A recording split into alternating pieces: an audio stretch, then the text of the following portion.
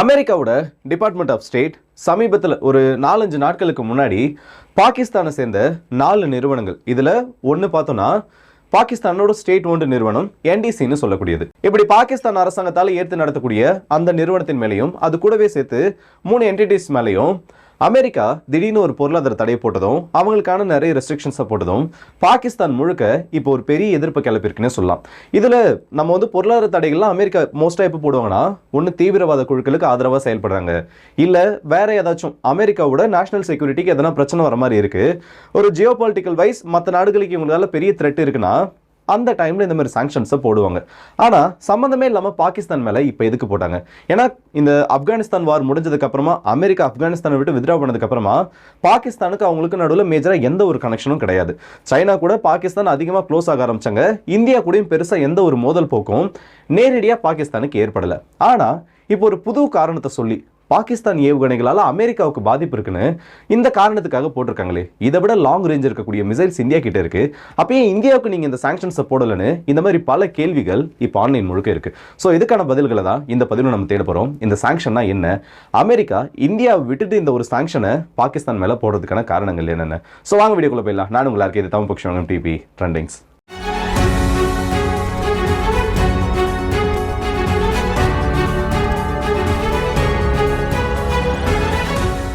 அமெரிக்க அரசாங்கம் கடந்த சில நாட்களுக்கு முன்னாடி இந்த ஒரு அறிவிப்பை வெளியிடுறாங்க.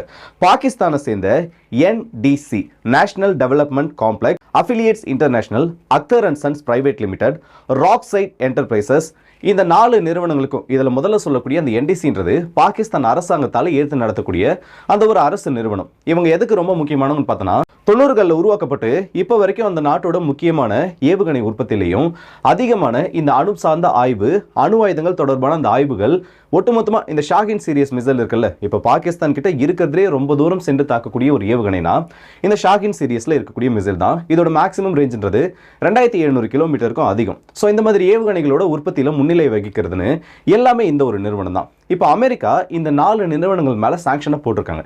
அதுக்கு அவங்க காரணமாக சொல்லியிருக்கிறது என்ன தெரியுமா? Pakistan geopolitical wise Asian கான்டினென்ட்ல முக்கியமான ஒரு நாடு. அப்படி இருக்கக்கூடிய இந்த பாகிஸ்தான் அமெரிக்காவுக்கு இப்போ ஒரு ப்ரொலிஃபரேஷன் த்ரெட்டாக மாறி இருக்காங்க. எப்படின்னா என்னன்னு பார்த்தோன்னா, நேரடியாக அமெரிக்காவோட படைகளுக்கும் அமெரிக்காவோட நகரங்களுக்கும் இவங்களோட ஏவுகணைகளால் பாதிப்பு இருக்கு. வரும் காலங்களில் இவங்களோட ஏவுகணை பலம்ன்றது அமெரிக்க மக்களுக்கு பெரிய பிரச்சனையா மாறும். இதனால இப்பவே முன்கூட்டியே இந்த ஒரு பொருளாதார தடை நாங்கள் போடுறோம். அது மட்டும் இல்லாமல் மிடில் ஈஸ்ட்ல இருக்கக்கூடிய நிறைய நாடுகளுக்கு இவங்க இல்லீகலா டூவல் யூஸ் குட்ஸ்ன்னு சொல்லுவாங்க. அதாவது ஒரு பொருளுக்கு 2 பயன்பாடு இருக்கக்கூடிய அந்த மாதிரி பொருட்கள் அதை இல்லீகலா பிளாக் மார்க்கெட் வழியாக சேல் பண்ணிட்டு இருக்காங்க. ஸோ இவங்களால பாதிப்பு ஏற்படுறது மட்டும் இல்லாமல் மத்திய கிழக்கில் இன்ஸ்டெபிலிட்டி ஏற்படுத்துறதுக்கும் இந்த நிறுவனங்களால் நிறைய வாய்ப்புகளானது இருக்கு. ஸோ அதனால இந்த விதமான பொருளாதார தடைகளை நாங்கள் போடுறோன்னு ஆஃபீஸ் விட்டு போகிறதுக்கு முன்னாடி பைடன் கவர்மெண்ட் இப்படி ஒரு ரெஸ்ட்ரிக்ஷனை இந்த பாகிஸ்தான் கவர்மெண்ட் மேலே போட்டு போயிருக்காங்க. சரி, இப்படி இவங்க போட்டதுக்கு அப்புறமா இதுக்கு பாகிஸ்தானோட ரியாக்ஷன் என்ன? ஆஸ் யூஷுவல் பாகிஸ்தானுக்குள்ள எது நடந்தாலும் அவங்களோட முதல் குற்றச்சாட்டு இல்லை அவங்க நேரடியாக திருப்பி கை காட்டுறது யாருன்னு பார்த்தோன்னா இந்தியாவை தான் கை காட்டுவாங்க. இப்போ என்ன சொல்லியிருக்காங்கன்னா, அமெரிக்கா இந்த பொருளாதார தடையை போட்டுட்டாங்க. ஆனால் அப்படி போட்டு முடிச்சதுக்கு அப்புறம் இதுக்கும் காரணம் இந்தியா தான். இந்தியா இன்டைரக்டா அமெரிக்கா மேலே ப்ரெஷரை போட்டு பாகிஸ்தானோட இந்த மிசைல் டெவலப்மெண்ட் இல்லை பாகிஸ்தான் அந்த ஐசிபிஎம் எட்டணும் இல்லை, ஏன்னா இப்போதைக்கு பாகிஸ்தான் கிட்ட கண்டம் விட்டு கண்டம் தாக்கக்கூடிய அந்த ஏவுகணைகள் கிடையாது. ஸோ அந்த ஒரு குறிக்கோளை முடக்கணுன்றதுக்காக தான் இந்தியா கூட சேர்ந்து அமெரிக்கா இப்படி ஒரு பிரச்சனையை பண்ணியிருக்கிறதா அவங்களோட குற்றச்சாட்டுகளை வச்சிருக்காங்க. ஸோ 2 பக்கமும் வந்திருக்க தகவல்கள் இவ்வளவுதான். ஆனா இது ரொம்ப சீரியஸான விஷயம் பாகிஸ்தானை பொறுத்த வரைக்கும். இந்த பொருளாதார தடைகளை பொறுத்த வரைக்கும் பாகிஸ்தான் மேல முதல் பொருளாதார தடைன்றது 1998 முதல் முறையா அணு ஆயுதத்தை சோதனை பண்ணதுக்கு அப்புறமா பாகிஸ்தான் மேல அமெரிக்கன் கவர்மெண்டால போடப்பட்டுச்சு. ஆனா உடனடியாக 9/11 அட்டாக்ஸ் நடந்ததுக்கு அப்புறம் இந்த பொருளாதார தடைகள் விலக்கப்படுது. ஒட்டுமொத்தமா கொஞ்ச நாள்ல நீக்கப்படுது. ஆப்கானிஸ்தானுக்குள்ள இவங்க நுழைஞ்சு அடிக்கணும், அல்கொய்தாக்கு எதிரான அந்த போர்ல பாகிஸ்தானோட உதவி தேவைன்றதுக்காக இன்டைரக்டா இவங்களுக்குள்ள டீல்ஸ் ஆனது ஏற்படுத்தப்பட்டு அந்த பொருளாதார தடைகளானது தூக்கி எறியப்பட்டுச்சு. ஸோ இப்போ இந்த தடைகளை போட்டிருக்காங்க. அதுவும் முக்கியமா இந்த 4 நிறுவனங்களை சேர்த்திருக்காங்கன்னா இதுல சைனாவோட பங்கு இல்ல சைனாவோட இன்வால்மெண்ட்ன்றது அதிகமா பாகிஸ்தானுக்குள்ள இருக்குன்றது முதல் முக்கிய காரணம். இதுல மேஜரா 2 ரீசன் மட்டும்தான். ஒன்று, அமெரிக்கன் பேசஸ் இருக்குல்ல, அந்த அமெரிக்கன் பேசஸ்க்கு பாகிஸ்தான் மூலமாகவும் பாகிஸ்தான் பேஸ்டு குரூப்ஸ் மூலமாகவும், அது ஆப்கானிஸ்தானா இருக்கட்டும், இல்லை ஈரான், ஈராக், லிபியா இந்த மாதிரி நாடுகளுக்கு பாகிஸ்தான்ல இருந்து போகக்கூடிய அந்த உதவிகள், இது முதல் காரணம். ரெண்டாவது காரணம் நேரடியாக சீனாவோட இன்வால்மெண்ட் பாகிஸ்தானோட ஜியோ பொலிட்டிக்ஸ்ல. ஸோ இதில் ஃபர்ஸ்ட் நம்ம சீனாவுக்கான அந்த காரணத்தை பார்த்து முடிச்சிருவோம், அதுக்கப்புறம் முதல் காரணத்தை பார்க்கலாம். இதில் சீனாவோட இன்வால்மெண்ட்டை பொறுத்த வரைக்கும் இப்போ பாகிஸ்தான் கிட்ட இருக்கிறதுலேயே லாங் ரேஞ்ச் மிசைல்ஸ்னு பார்த்தோன்னா அவங்க இந்த 2024 மட்டும் 3 முக்கியமான சோதனைகளை பண்ணியிருக்காங்க. இதில் அபபில் மிசைல் MIRV தொழில்நுட்பத்தோட கடந்த ஜனவரி மாதத்தோட இறுதிகளில் அவங்க ஒரு சோதனை பண்ணாங்க. அது ஃபெயிலியரில் முடிஞ்சிருச்சு. திரும்பவும் பிப்ரவரி மாதம், மார்ச் மாதம்னு சொல்லிட்டு இது வரைக்கும் அபபில் மிசைலை மட்டும், ஏன்னா அவங்க கிளைம் பண்ணுறபடி MIRV தொழில்நுட்பம் இருக்கக்கூடிய ஒரே ஏவுகணை இல்லை முதல் ஏவுகணைனா இந்த அபபில் சீரிஸ் மட்டும்தான். அதுக்கப்புறம் திரும்பவும் பாகிஸ்தானுக்காக சீனா சப்மரைன்ஸை கட்டி அந்த சப்மரைன்ஸை பாகிஸ்தான் கிட்ட ஒப்படைக்கிறது, அடுத்த 4 சப்மரைன்ஸ்க்கான அந்த கீழே லே பண்ணுறது, அதுக்கான பணிகளை தொடங்குறதுன்னு இது சம்பந்தப்பட்ட சோதனைகள். அது கூடவே சேர்த்து ஏர் லான்ச்டு க்ரூஸ் மிசைலாக இருக்கக்கூடிய ராட் அவங்க டெஸ்ட் பண்ணதுன்னு சொல்லிட்டு இந்த 3 மேஜரான அச்சீவ்மெண்ட்டாக அவங்களுக்கு போய் முடிஞ்சுது. ஆனால் அமெரிக்காவை ப்ரெஷர் பண்ணுற மாதிரி இல்லை அமெரிக்காவோட கவனத்தை ஈர்க்கிற மாதிரி சமீபத்தில் ஒரு பெரிய சோதனை பண்ணாங்க. அது லைவ் ஃபயர் டெஸ்ட்டும் பண்ணாங்க. அதுதான் ஷாஹின் 3. நான் ஷாஹின் 3 பற்றி சொல்லணும்னா பாகிஸ்தான் கிட்ட இருக்கிறதுலே மோஸ்ட் கேப்பபிள் மிசைல்னா இது மட்டும்தான். ஏன்னா இதை பாகிஸ்தானோட எந்த பகுதிகளில் இருந்து லான்ச் பண்ணாலும் ஈஸ்ட் சைடு பார்த்தோன்னா மியான்மர் வரைக்கும் அதனால் ரீச் ஆக முடியும். மியான்மர் வரைக்கும் ரீச் பண்ண முடியுதுன்னா நம்மளோட அந்தமான் நிக்கோபார் எல்லாமே இதோட டார்கெட் சர்க்கிள்குள்ளே தான் இருக்கும். ஸோ ஸ்ட்ராட்டஜிக்கலாக பார்த்தோன்னா ஒட்டுமொத்த இந்தியாவும் கவுண்டர் பண்ணுறதுக்கு இந்த ஒரு மிசைல் பாகிஸ்தானுக்கு போதும். ஆனால் இது இந்தியாவுக்கான பிரச்சனை தானே. இதில் பாகிஸ்தான் மூலியமா அமெரிக்காவுக்கு எங்கே பிரச்சனை வருதுன்னு பார்த்தோன்னா, அப்படியே கொஞ்சம் வெஸ்ட் சைடில் இல்லை மிடில் ஈஸ்ட் சைடில் போனோன்னா குவைத்தில் இருக்க பேஸாக இருக்கட்டும், கத்தாரில் இருக்க பேஸாக இருக்கட்டும், ஈராக், இன்னும் நிறைய நாடுகள், சவுதி அரேபியாவில் இருக்கக்கூடிய அத்தனை பேஸ்களும், ஏன் துருக்கியோட சில பாகங்களும் இந்த ஒரு மிசைலோட ரேஞ்ச்குள்ளே வந்துடும். ஸோ இன்டைரக்டாக அமெரிக்காவுக்கு இதெல்லாம் பிரச்சனை தான். சரியா இருக்கே.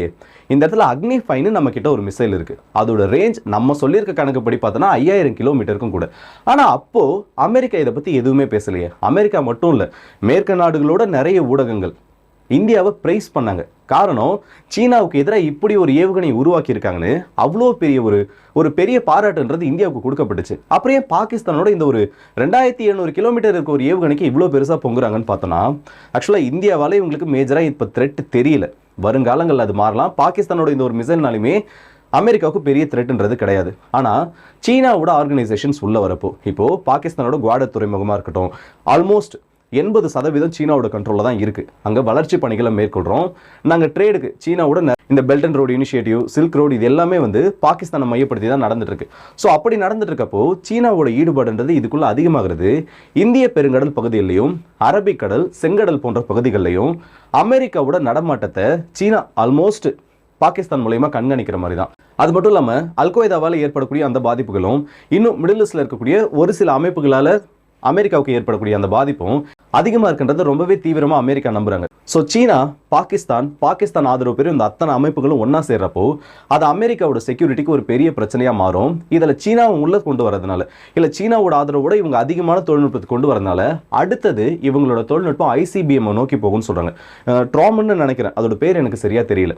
அப்படி ஒரு மிசைல் ப்ரோக்ராம் ஆனது பாகிஸ்தான் கிட்ட இப்போ இருக்குது. First ever ICBM. ஏன்னா இப்போ அணு ஆயுதம் இருக்க நாடுகள் எல்லாம், யூகேவாக இருக்கட்டும், America, France, Russia, north Korea, India, China, Israel, இந்த மாதிரி நிறைய நாடுகள் கிட்ட ICBM டெக்னாலஜி இருக்கு. அணு ஆயுதம் வைத்திருக்கக்கூடிய நாடுகள் ICBM, கண்டம் விட்டு கண்டம் பாயும் ஏவுகணைகள் இல்லாத ஒரே நாடுனா அது பாகிஸ்தான் மட்டும்தான். ஸோ இதோட ரேஞ்ச் இன்னும் அதிகமாகிறப்போ, ஸோ 5000 கிலோமீட்டர் இருக்க ரேஞ்ச் உள்ள அந்த மிசைல் பாகிஸ்தானுக்கு தேவை கிடையாது.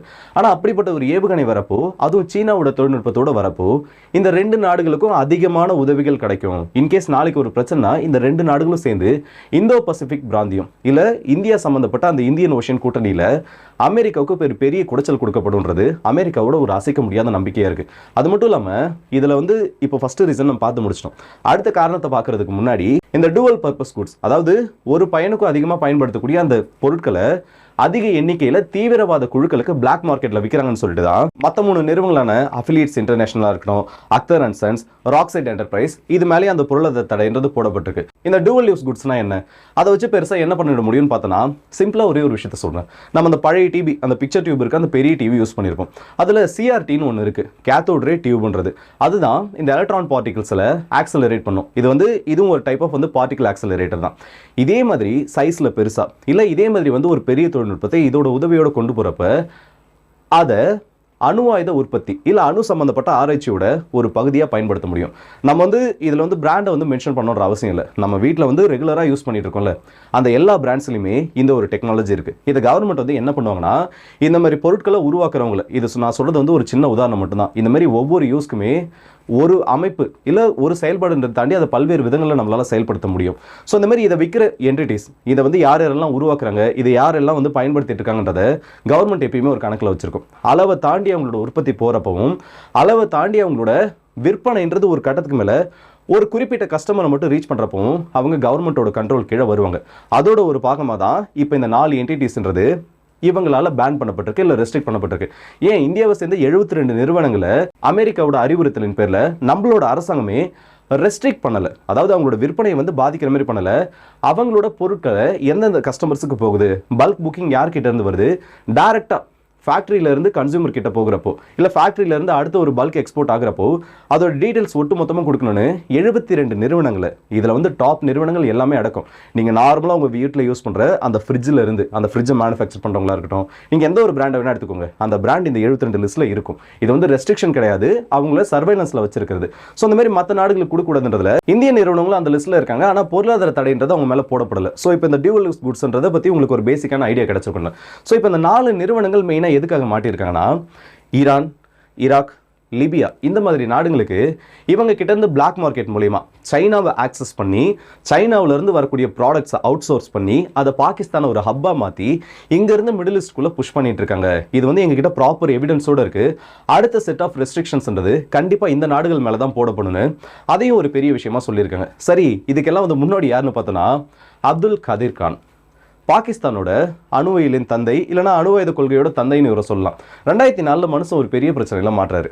இப்படி மாட்டினதுக்கு அப்புறமா அவர் மேலே வைக்கப்பட்ட அலிகேஷன், இல்லை அவர் அரெஸ்ட் பண்ணதுக்கு முக்கியமான காரணமே ஒரு 40க்கும் அதிகமான கம்பெனிஸ், 40க்கும் அதிகமான ஷெல் கம்பெனிஸை துபாயில் வச்சு தொடங்கியிருக்காங்க. இந்த ஷெல் கம்பெனிஸ்னால் என்னென்னா, இவங்களுக்கு வந்து ஆஃபீஸ் கிடையாது, இவங்களுக்குன்னு ஃபிசிக்கலாக வந்து அட்ரஸ் கிடையாது, இவங்களுக்குன்னு வந்து ஒரு ஃபண்டிங் எதுவுமே, இது வந்து பேருக்குன்னு ஒரு கம்பெனியாக ரெஜிஸ்டர் பண்ணப்பட்டு ஐபி அட்ரஸை தாண்டி இவங்களுக்குன்னு வேறு எதுவுமே இருக்காது.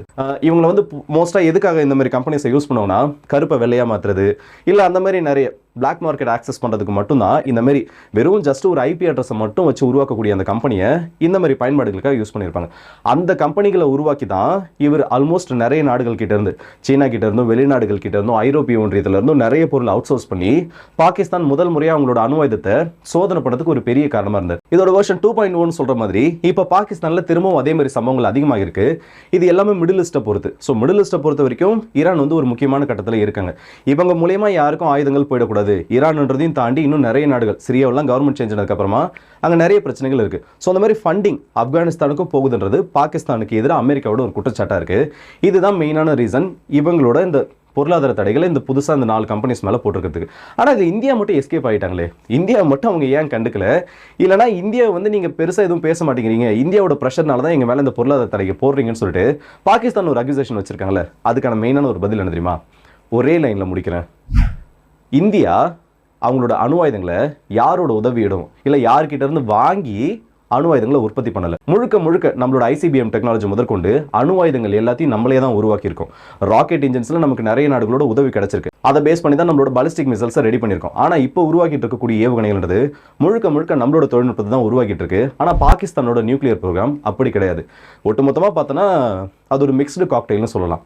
இந்த நாடோட உதவி கொஞ்சம், அந்த நாடோட உதவி கொஞ்சம், அந்த நாட்டோட ப்ளூ பிரிண்ட் கொஞ்சம், இந்த நாட்டோட ப்ளூ பிரிண்ட் கொஞ்சம்னு சொல்லிட்டு ஒட்டுமொத்தமாக கம்ப்ளீட்டாக ஒரு மிக்சர் எல்லாருமே சேர்ந்து செஞ்ச ஒரு கலவை தான் பாகிஸ்தானோட நியூக்ளியர் ப்ரோக்ராம்ன்றது. ஸோ அப்படிப்பட்ட ஒரு நாடு கிட்ட இப்படி ஆயுதங்கள் இருக்கிறதும், அவங்க கிட்ட அந்த டெக்னாலஜி வந்து மற்ற நாடுகளுக்கு பிளாக் மார்க்கெட் மூலமா போகிறதும் என்னைக்கா இருந்தாலும் பிரச்சனை மட்டும்தான். ஆனால் இந்தியா மேலே இவங்களுக்கு அக்கறைலாம் கிடையாதுங்க.